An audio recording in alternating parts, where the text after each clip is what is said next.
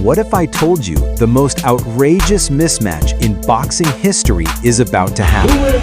Jake Paul, the YouTube disruptor who turned himself into a pay-per-view machine, is stepping into the ring with Gervonta "Tank" Davis, one of the most feared knockout artists in the sport today. A cruiserweight who walks around nearly 200 pounds against a lightweight champion who has spent his entire career at 135. This isn't just a fight, it's a circus wrapped in controversy, a spectacle so wild that athletic commissions don't even want their names attached to it. And yet, it's happening.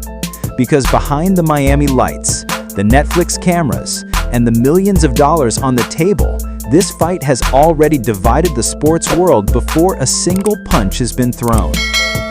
The sanctioning nightmare. The chaos began long before a date was set. The fight was initially slated for Atlanta, Georgia, a city buzzing with anticipation. Fans were ready to flood the arena, and promoters promised fireworks. Then, out of nowhere, the venue was changed. Suddenly, Miami, Florida became the new battleground. Why the switch? According to insiders, the Georgia Athletic and Entertainment Commission refused to sanction the bout. Their reasoning was simple. The size difference between Paul and Davis was too extreme to approve as a legitimate professional fight. Gervonta Davis is a natural lightweight. Even when moving up, he barely touches 140 pounds. Jake Paul, on the other hand, has fought comfortably at cruiserweight, tipping the scales at 190 or more on fight night. We're talking about a gap of nearly 50 pounds, a chasm in combat sports terms. To put it in perspective, boxing often makes headlines when fighters miss weight by 2 or 3 pounds. That alone can be considered dangerous. But here, we're looking at a 5 times greater disparity, and Georgia simply said no. So the promoters went south. Florida's commission approved the fight, but not as a professional contest. Instead, it was greenlit as an exhibition. That technical label allowed the spectacle to go forward. But for purists, it was nothing more than a loophole. Exhibition rules or smoke and mirrors? The term exhibition usually means light sparring, maybe charity events, or showcases where legends like Mike Tyson return for fun. But this is no casual display. The rules prove it. 12-ounce gloves, heavier than usual, designed to soften impact, but still fully capable of producing knockouts. A catch weight limit of 195 pounds. An insane jump for Davis, who has never even sniffed that territory. Judges present to score the fight, which blurs the line between spectacle and legitimacy. So let's be honest, this is no harmless exhibition. It's a fight dressed up as something safer, bending the rules just enough to make it possible. And that's what has fans split down the middle. Is this a clever workaround, letting 2 megastars settle their business without bureaucratic interference? Or is it a dangerous farce, exploiting loopholes while putting fighters at risk? The weight of danger. Weight classes exist for a reason. In combat sports, size isn't just a number, it's survival. A fighter's ability to take a punch, deliver power, and maintain stamina is directly tied to weight. Even a 10-pound advantage can swing the outcome. Ask anyone who's ever fought above their natural class. But Paul outweighs Davis by a margin closer to 50 pounds. That's not a competitive gap. That's a canyon. Critics are already sounding the alarm. They say Davis is walking into a nightmare scenario where his speed and skill may not matter once Paul lands. All it could take is one clean right hand from a man that much bigger, and the fight could end in disaster. Think about it this way. Imagine Dustin Poirier, a lightweight in the UFC, being asked to fight Jamal Hill, a natural light heavyweight. No commission would ever sign off on that kind of fight. But here, because this is labeled as an exhibition, the impossible becomes reality. For Davis, the risk is enormous. For Paul, the advantage is obvious. The danger is undeniable. Money over morals. But danger doesn't sell the fight. Money does.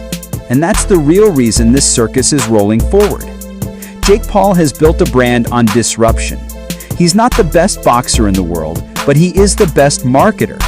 Every time he fights, the world pays attention. And attention equals pay-per-views, headlines, and now that Netflix is involved, massive streaming numbers. For Gervonta Davis, the payday is irresistible. He's already a star in boxing, but crossing into Paul's world means new audiences, bigger purses, and global exposure that his weight class could never provide on its own. So this fight isn't about legitimacy, it's about business. And that's where the moral debate gets ugly. Should boxing allow such a blatant mismatch just because it generates millions? Should safety, fairness, and legacy be sacrificed at the altar of spectacle? The legacy gamble. Let's talk legacy, because both men are risking theirs in very different ways. For Jake Paul, beating Davis would be the crown jewel of his controversial career. Critics may scream about the size difference, but casual fans won't care. They'll only see the headline, Jake Paul defeats world champion. And that's all Paul needs to rewrite his story from internet troll to legitimate fighter. But if Paul loses, if Davis somehow pulls off the upset despite the odds, then Paul's entire persona collapses. He'll be remembered as the bigger man who couldn't get it done. For Davis, the risks are even higher.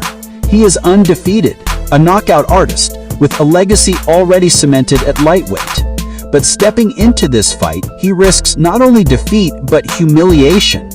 If he gets knocked out by Paul, critics will dismiss his accomplishments and brand him as another great fighter who fell for the money trap. Even if Davis wins, the narrative could turn against him. People might say, well, of course he should beat Paul, he's the real boxer. In that case, the reward feels hollow compared to the risks. The spectacle factor. And yet, despite all the controversy, the fight is already a success in one way. Jake Paul and Tank Davis. I don't understand how that's happening though. Kind of what Jake Paul does, right? Spectacle. This isn't about who's the better boxer. It's about entertainment. Miami will be packed with celebrities. Netflix will plaster the fight across its platform. Social media will erupt with clips, memes, and debates. For promoters, that's the gold mine. For fans, it's the drama. For boxing purists, it's a nightmare. But one thing's for sure, this fight will dominate the conversation. Fan backlash and division. Reactions to the announcement have been explosive. Hardcore boxing fans are furious. They see this as the ultimate insult to the sport, a circus act that mocks the tradition of weight classes and legitimacy. Many argue Davis should never be allowed to risk his health like this, and Paul should stick to opponents his own size. Casual fans, on the other hand, are intrigued. They don't care about sanctioning details or weight discrepancies. They see two larger-than-life personalities colliding. To them, it's must-see TV. And that's what makes this fight so polarizing. It's not just a mismatch. It's a mirror, reflecting everything wrong and everything fascinating about modern combat sports. The future of boxing or its downfall. In the end, Paul versus Davis is bigger than just one night. It's a symbol of where the sport is headed. Do we live in an era where money and clicks matter more than tradition and safety? Where streaming platforms and viral moments dictate matchmaking more than rankings and titles? If this fight succeeds, it could open the door for even more outrageous spectacles, where size, fairness, and logic take a back seat to profit. But if it fails, if the backlash outweighs the buzz, maybe boxing will finally draw a line in the sand. Until then, the world will be watching, because whether you love it or hate it, Jake Paul versus Davis is the fight nobody asked for, and yet the fight nobody can ignore.